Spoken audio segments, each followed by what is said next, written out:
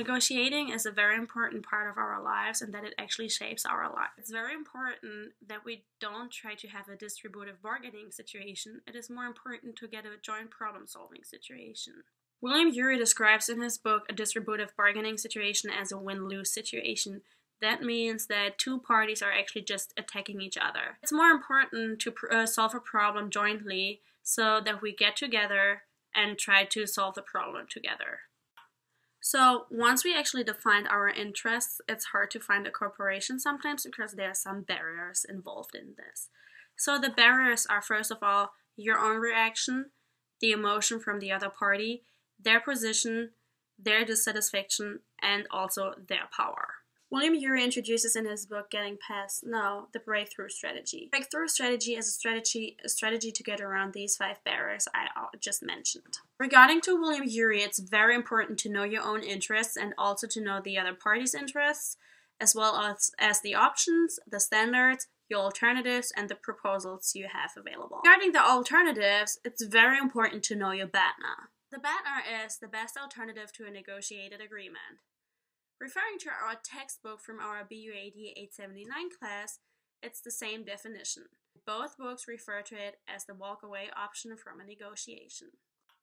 Once we are done with the preparing process, we can go into detail with the breakthrough strategy. Going to the balcony actually gives us the option to take a breath from a negotiation. Going to the balcony helps to control ourselves. As I mentioned before, one of the 5 barriers is our own emotion. Naturally, everyone reacts to someone's action. We have to show the other side that we can control ourselves, and that means we have to step out on the balcony to take a breath. Before we are actually able to go on the balcony, that we know what the tactics from the other party are. He divides the different tactics into 3.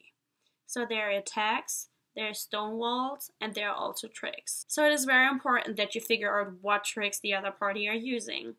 Referring back to the textbook again, we have similar ones. So the attacks are actually intimidation or aggressive behavior. Referring to our textbook from our BUAD 879 class, tricks can be the following.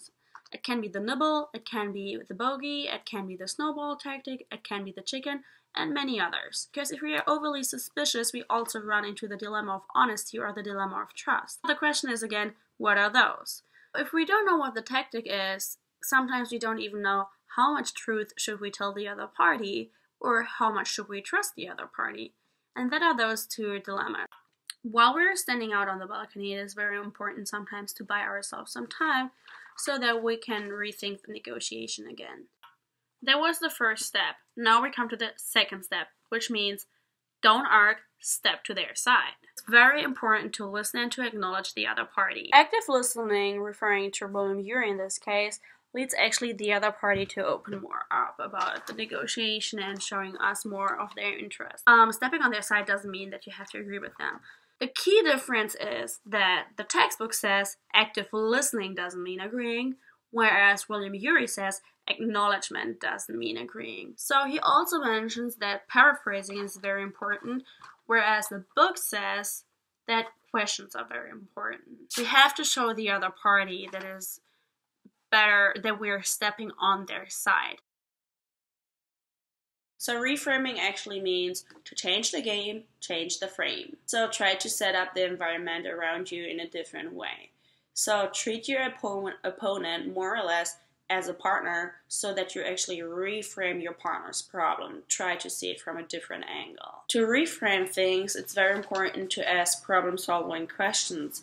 So what are those questions? The questions are why not, what if, or for example, give me an advice for something, or what makes your request fair right now. So it's more or less like peeling the layers from an onion so that you get deeper and deeper and that you try to reframe this whole thing. So William Ury makes reframing a very important subject in his book, and it's in general like a main step of his breakthrough strategy. Compared to the textbook we were reading in class, referring to the textbook again, it's more or less like a label from a negotiation which can change the negotiation. Both books agree on the fact that you should ask open-ended questions because that actually gives the other person room to show more details or provide more details about their requests. Building the other opponent a golden bridge is subdivided into satisfy unmet interests, involve them from the start, and help them save face, as well as go slow to go fast. One of the basic rules are that we don't dismiss them as irrational, we shouldn't overlook basic human needs, and we shouldn't assume a fixed pie. If we don't assume that the pie is fixed, we actually have the option to get more benefits out of the negotiation while we are satisfying the other opponent's interests. Our textbook, for example, mentions the Pareto curve. So the Pareto curve actually shows that it makes more sense to work together. So it is very important that we involve the other side from the beginning on. We have to build on their interests and we have to ask them for their interests. We have to offer them criticism, but not to attack them, and we have to offer them a choice, which means that we don't confront them with already made decisions. The closing phase in the negotiation is very important. If we pressure the other party, it might develop some second guessing in the party, and then worst case scenario is that no closing deal is going to happen. To compare the two books, William Ury says, go slow to go fast. The textbook says, don't make any mistakes before you're closing the deal. Educating, we mean that we actually ask them reality testing questions like, what do you think will happen if we don't agree? It is important to have a warning, not a threat. Also important that we demonstrate that we have a banner. They might consider actually getting past no. The last aspect is that we make it clear to them that we don't want to have our own victory, we're aiming for a mutual agreement. To sum up, I want to show some similarities and differences between the two books. Both books agree on that preparation is very important for a negotiation, and they also agree on terms like the banner and that joint problem solving creates value. Don't rush through the closing phase, as well as don't make any big mistakes in the closing phase. Differences are, for example, that one book says that active listening actually doesn't mean that you agree with the other party, whereas the other book says that acknowledgement doesn't mean that you agree with a party. Emotions are a key factor, whereas the textbook says that emotions have an impact as well as communication has an impact. Also, reframing is very important for William Ury, whereas the textbook barely mentions the reframing.